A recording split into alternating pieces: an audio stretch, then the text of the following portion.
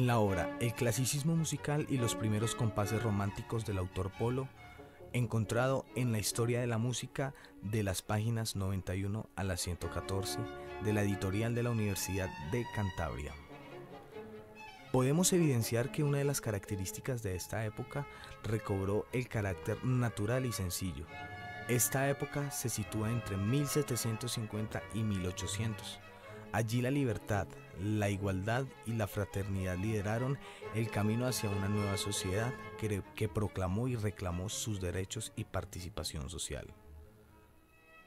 Con la Revolución Francesa y el proyecto ilustrado de la enciclopedia, se cerró poco a poco la brecha donde la clase media o el público en general pudieron acercarse al saber y así disfrutar también de las artes.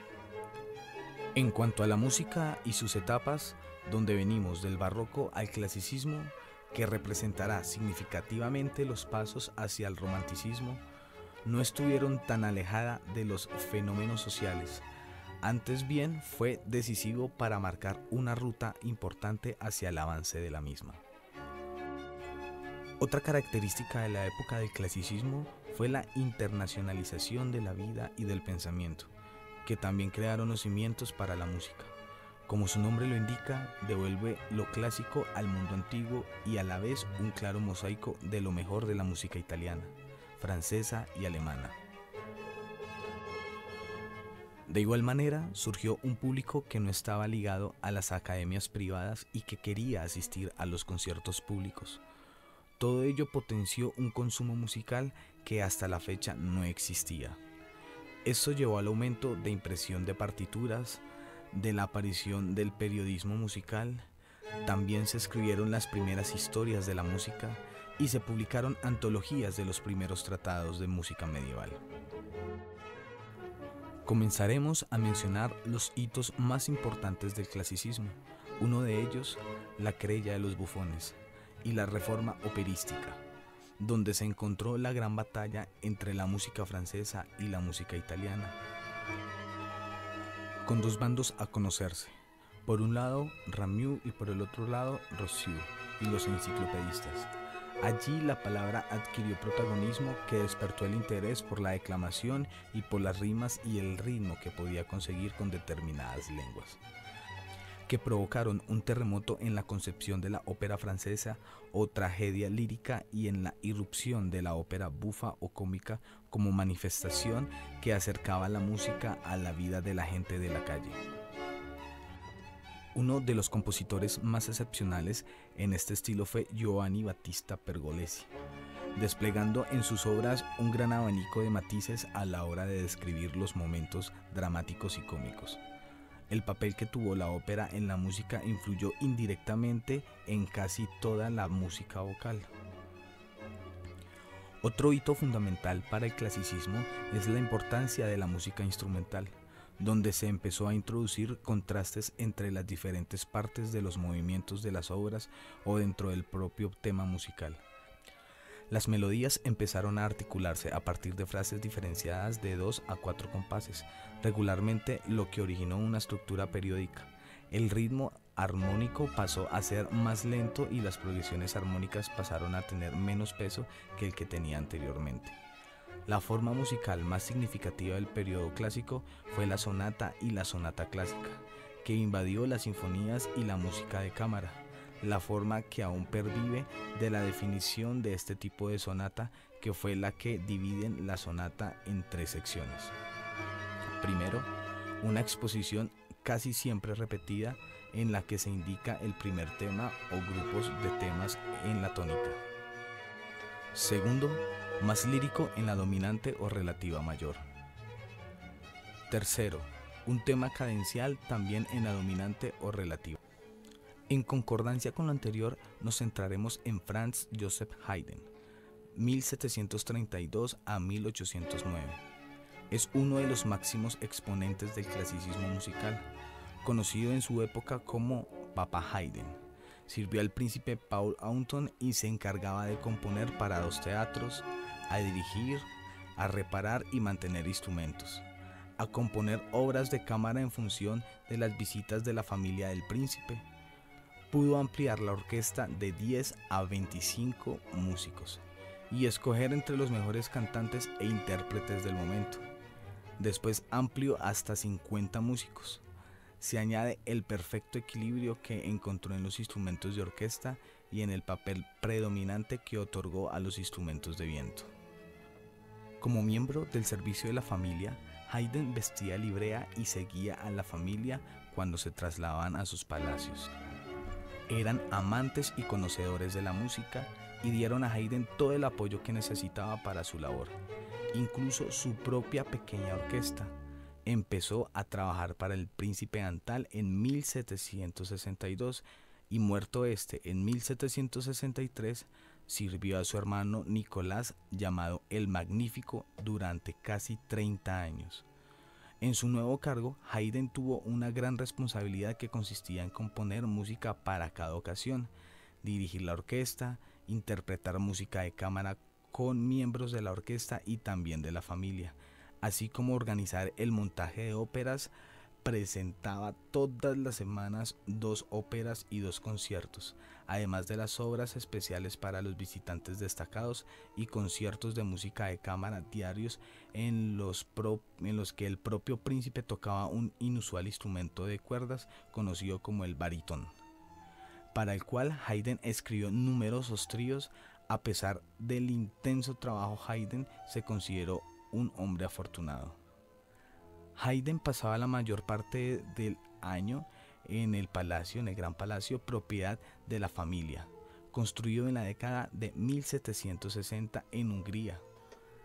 Transcurrieron casi 30 años en los que Haydn trabajó en este cargo y en los que compuso un sinfín de obras. A lo largo de este tiempo, su estilo fue desarrollándose y su popularidad fue creciendo. Con el tiempo llegó a componer tantas obras para su publicación como para los Etznalzi. Obras tan importantes como sus Sinfonías de París en 1785 a 1786 o las 7 últimas palabras de Cristo en la cruz en 1786 fueron compuestas en aquellos años. Gradualmente, Haydn también comenzó a sentirse más aislado y solitario, particularmente cuando la corte se desplazaba durante la mayor parte del año al Gran Palacio lejos de Viena. En lugar de permanecer en Heinstadt, que estaba más cercano a la capital, Haydn tenía muchas ganas de visitar Viena, en particular por sus amistades que estaban allí. De estas amistades fue particularmente importante la estrecha y platónica relación que mantuvo con María Anna Bond, esposa del médico personal del príncipe Nicolás. En Viena, en 1789, Haydn escribía a la señora Heinz-Herr con frecuencia, expresándole su estado de soledad y su alegría por las pocas ocasiones en las que podía visitarla en Viena. Más tarde, Haydn le escribió con frecuencia desde Londres. La muerte prematura de esta en 1793 fue un duro golpe para Haydn, y pude que compusiera sus variaciones en fa menor en respuesta de su muerte. Otro de sus amigos en Viena fue Amadeus Mozart, a quien Haydn conoció alrededor de 1784. Según el testimonio posterior de Michael Cale y otros, los dos compositores interpretaron juntos cuartetos de cuerda ocasionalmente. Haydn estaba enormemente impresionado por las obras de Mozart y lo elogiaba pródigamente ante otras personas. Mozart evidentemente devolvió los honores que le había profesado Haydn con la dedicatoria de un conjunto de 6 cuartetos de cuerda llamados actualmente los cuartetos de Haydn. Ambos pertenecieron a la misma logia masónica en Viena. Entre las obras que compuso están las 6 sinfonías de París, la misa de Santa Cecilia, la misa de Maria Zeller, el oratorio El retorno de Tobías, el cuarteto para cuerda Opus 9, la Sinfonía de Londres, la Sinfonía Sorpresa, la Creación, las Estaciones, cuarteto de cuerdas Opus 77, Cuarteto de cuerdas opus 103, la Misa Imperial. El papel predominante de Haydn es la cristalización de la sonata y la sinfonía, máximo exponente de la música instrumental.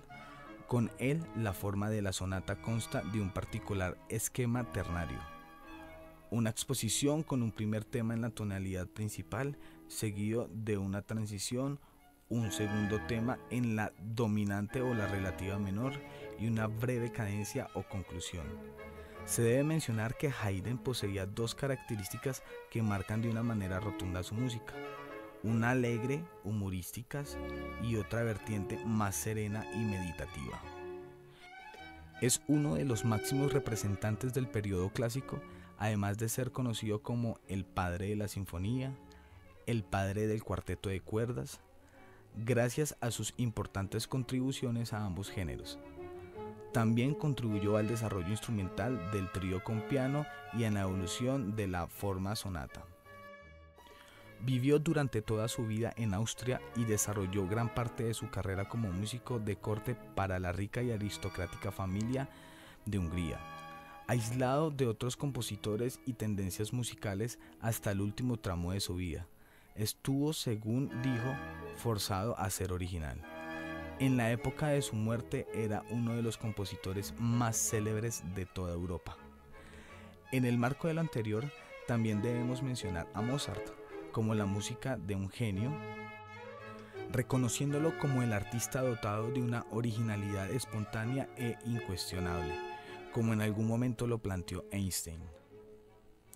Se ha dicho muchas veces que los grandes impulsos de Mozart se movían únicamente en la esfera de la música.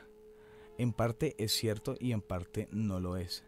Es verdad que rechazó o asimiló todo lo que había oído de carácter musical, tan completamente que no podía ya separárselo de su esencia. Su crecimiento como creador se desenvuelve como el de una planta noble, cuyo secreto íntimo sigue siendo un arcano, pero no es favorecido por el sol y la lluvia, y detenido y dañado por el mar y el tiempo. Einstein, 2006. La obra mozartiana abarca todos los géneros musicales de su época e incluye más de 600 creaciones, en su mayoría reconocidas como obras maestras de la música sinfónica, concertante, de cámara, para fortepiano, operística y coral, logrando una popularidad y difusión internacional. Según los críticos de la música como Nicolás Till, Mozart siempre aprendía vorazmente de otros músicos y desarrolló un esplendor y una madurez de estilo que abarcó desde la luz y la elegancia a la oscuridad y la pasión. Todo bien fundado por una visión de la humanidad redimida por el arte, perdonada y reconciliada con la naturaleza y lo absoluto. Por otro lado, uno de los músicos más recordados de la época es Beethoven. Considerar a Beethoven de 1770 a 1827 en la historia de la música implica reconocer a uno de los músicos más exigentes en su obra, a uno de los artistas más comprometidos intelectualmente con la concepción del mundo de su época, ícono de toda una generación de músicos románticos y postrománticos, uno de los compositores que llegó más lejos tras seguir el angosto sendero del análisis exhaustivo de sus composiciones, aspecto que lo conduce en plena a explorar los mismos límites del lenguaje musical, de la música y de la palabra, y a la vez a su silencio.